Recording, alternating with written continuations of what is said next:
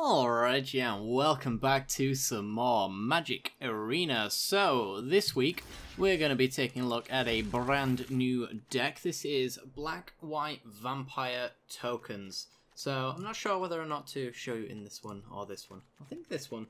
It's probably a little bit better. But anyway, what does this deck do? Well, after you've unlocked your third copy of Anointed Procession, or your fourth copy, you're pretty much ready to make yourselves a token deck, so that's pretty much what we're trying to do today. So we're using cards like Queen's Commission, a 3 mana, 2 and a white, sorcery speed, create 2/1/1 white vampire creature tokens with lifelink, and we're hoping to play our processions down so that all of those cards do double duty. So Anointed Procession says if an effect would create 1 or more tokens under your control, it creates twice as many as those instead. So for the 4 mana, we get this lovely little enchantment that says Queen's Commission makes us 4 tokens. If you get a second Anointed Procession down, it makes you 8. If you get another one after that, it gets you 16 for 3 mana. So, yeah. I've had all 3 down at one point before, and it was it's a lot of fun, let me just tell you. Anyway, let's start at the bottom of the curve anyway. We've got a copy of Adorned Pouncer. I should also mention, this list is pretty close to where I'd want it. I want some Legion's Landings in here, but of course they are rare. I would probably cut Adorned Pouncer because it just doesn't fit the theme. But otherwise, it is a solid card with Anointed Procession all the same. 2 mana, 1 and a white for a 1/1 with double strike, but you can eternalize it, which essentially means you exile it from your graveyard for that cost there, 3 and 2 white, 5 mana total. And it comes back as a black 4/4 with the same effects again. So you essentially get yourself a 4/4 double striker for 5 mana, which is pretty sweet because it curves out straight after Anointed Procession as well. So a Procession on 4 and a Adorned Pouncer on 5, you end up getting 2 4/4 double strikers, which is pretty disgusting if you ask me.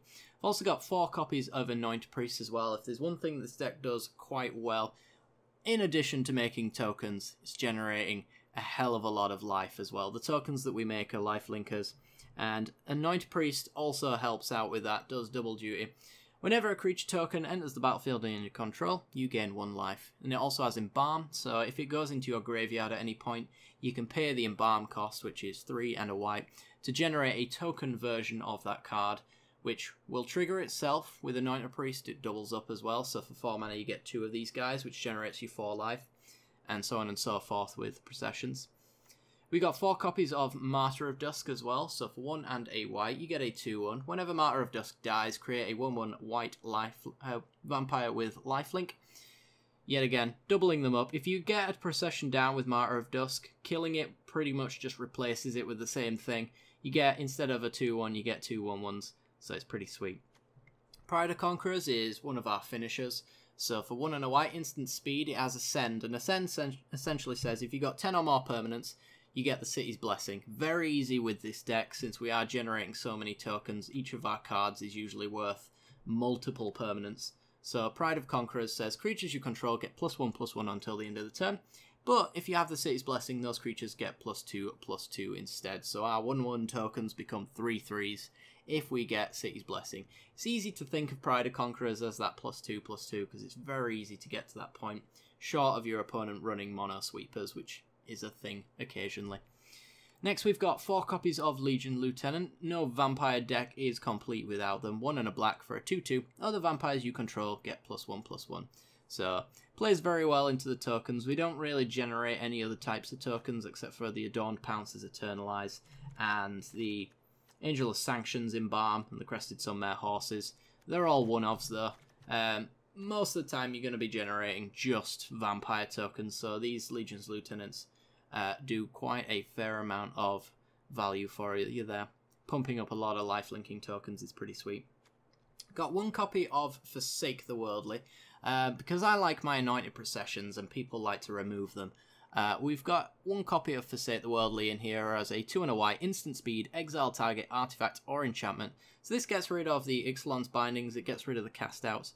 It's really nasty if your opponent Ixalan Bindings your Anointed Procession, because you can't play anymore after that, and where's the fun in a token deck if you can't play Anointed Procession? So being able to remove them is pretty key. in this deck, so 1 for Sake the Worldly gets that done. We've also got 2 copies of Ixalan's Bindings as well to deal with that, which if you Ixalan's Binding someone's Ixalan's Binding, they can't Ixalan's Binding you in response, so it's pretty sweet that way. And of course, the Angel of Sanctions down here as well is useful for getting back that as well. 3 and 2 white for a 3/4 flyer is pretty sweet. When it enters the battlefield, you may exile target non-land permanent an opponent controls until Angel of Sanctions leaves the battlefield. And then it also has Embalm as well, so if your opponent ever gets rid of it, worst case scenario, for 6 mana, you just, if you lost it on 5 immediately, next turn you play your land drop, you 6-drop Angel of Sanctions, get rid of the same thing again. However, with Anointed Procession, you end up getting 2 back, so your opponent doesn't really want to remove this card because you get double value for it to return, or maybe even quadruple value, depending on how well the game's going. Usually quite well. We've also got Mavren Fane, Dusk Apostle. For 2 and a white, you get a 2/2 legendary creature. Don't really think this guy fits in the deck, to be perfectly honest. Most of the time I found him swinging in himself to trigger this, but he does generate vampire tokens all the same. He says, whenever 1 or more non-token vampires you control attack, create a 1/1 white vampire creature token with lifelink. So he does generate tokens for us, which is nice, but the non-token vampire attacking is the real deal breaker there, because for the most part, it's kind of difficult to do. We've got Sanctum Seekers, they'll do it.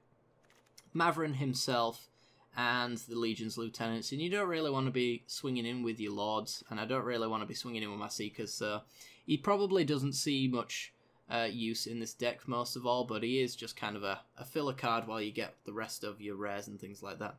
As I said, I wanted some Legion's Landings in here, so he's probably one of the cuts to allow me to get a Legion's Landing in the deck for that sweet turn 1 token play. 4 copies of Queen's Commission, pretty much gone over this, generates 2 1/1s with lifelink.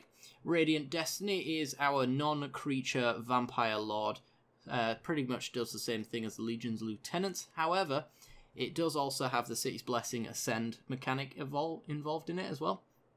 So your creatures get +1/+1, depending on which one you name. So we always name Vampire, because we generate more vampires. There are humans and there are horses in here, but you don't name them, because you're going to generate 50,000 more vampires than you are anything else.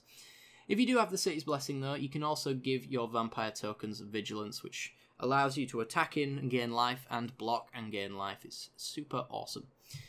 Another throwaway card, which also generates vampire tokens, is decent enough for now. Squire's Devotion for 2 and a white. Enchanted creature gets +1/+1 and has lifelink.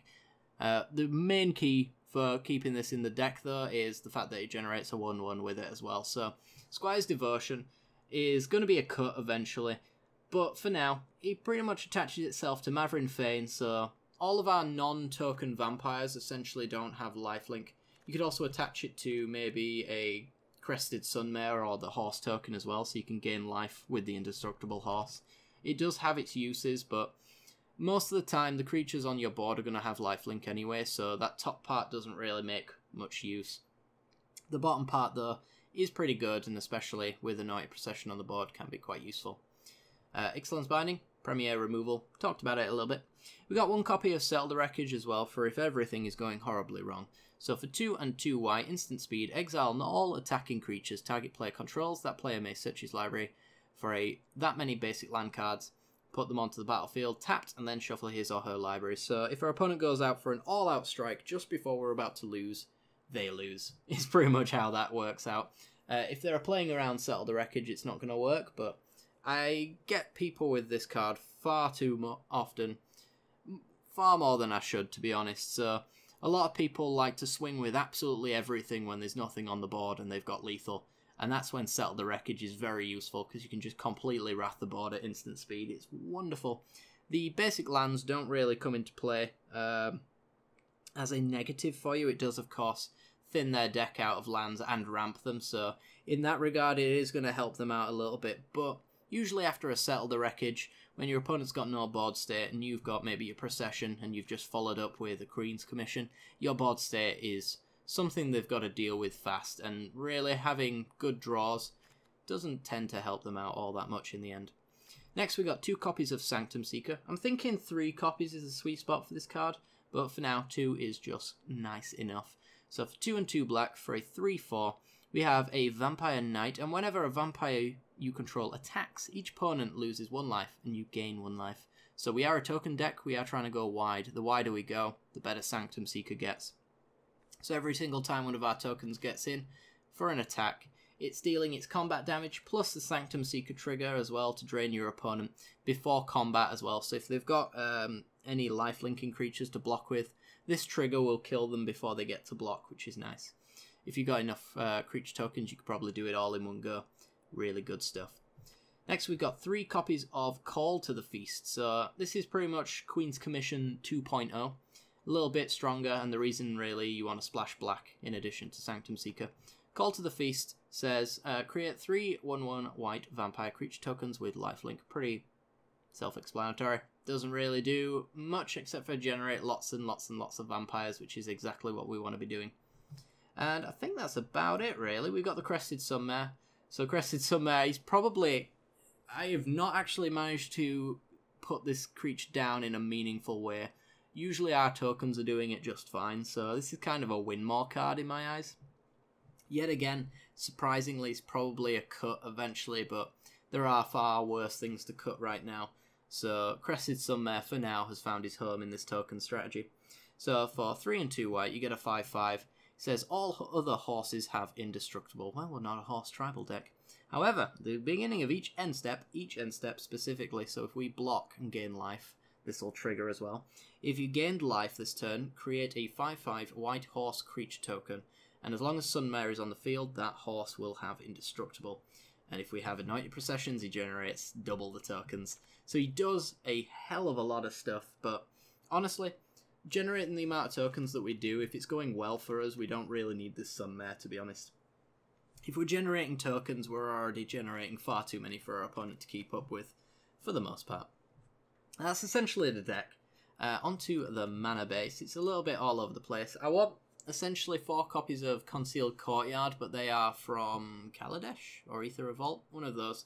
I want the black-white fast lands, but for now we've kind of got this mishmash of different little cards here, which are doing quite well. I think I've got the balance just about right here. So we've got a Desert of the True. It is a mono-white cycling land, enters the battlefield tapped, adds 1 white mana to our pool, so if we're flooding out, then Desert can cycle. It can also be used to sacrifice to things like the Shepherd Dunes. Shepherd Dunes is a... Right? James? They should have more than one of these. Interesting. We'll do that. Anyway, Shepherd Dunes is a colourless, pay 1 life, add 1 mana to your mana pool. So it is a painful land, but we are generating life from all of the things that Shepherd Dunes is generating coloured mana for. So it pretty much cancels it out. It's the final ability that we really want to use this for, though. 2 and 2 white, tap it, sacrifice a desert, so the Desert of the True and the Desert of the Glorified, or even if near Deadlands, we can sack any of those, or itself, and we can do a pretty much an Anthem effect. Creatures you control get +1/+1 until the end of the turn, but you can only do this as a sorcery, so your opponent's going to see it coming, but you're going to be generating so many tokens that this is going to be really good for you. A big point life swing. Most of the time. Got 7 planes, some lovely alternative art planes. Desert of the Glorified is the the black version of Desert of the True. Cycles, adds stuff, comes into play tapped. Deadlands is the black version of Shepherd Dunes. However, the bottom ability, 2 and 2 black, sacrifice, is a removal spell. You put 2 -1/-1 counters on a creature an opponent controls, yet again only as a sorcery. 2 Forsaken Sanctuaries, just to smooth out the mana base a bit. As I mentioned, I want Forsaken Concealed Courtyards, which are the fast land version of this.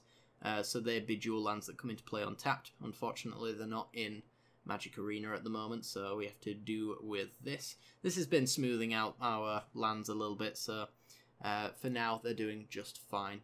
And finally, 1 copy of Field of Ruin as well, as that catch-all removing special lands. So your opponents search for Azcantors. If they turn into the Sunken Ruin, you get rid of it immediately. Hadana's Climb for Merfolk is really good to get rid of that.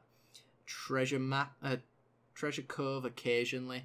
There's not too many more lands, special lands after that, I don't think. Adanto is another one. If you're up against the Vampire Mirror, you want to get rid of that quite easily. So I think every single deck in Arena wants to run at least one copy of Field of Ruin, if not two. But we've got one copy for now. Anyway, guys, that's going to do it for the deck tech. I do hope you've enjoyed. If you want to see the matches, then be sure to follow the link at the end of this video. Don't forget to like, subscribe, and even share the video if you did enjoy it as well. If you hit that little bell icon, you'll get notifications when the videos go live. I do hope you guys have enjoyed. Check out the video at the end, and I'll see you next time. Bye bye.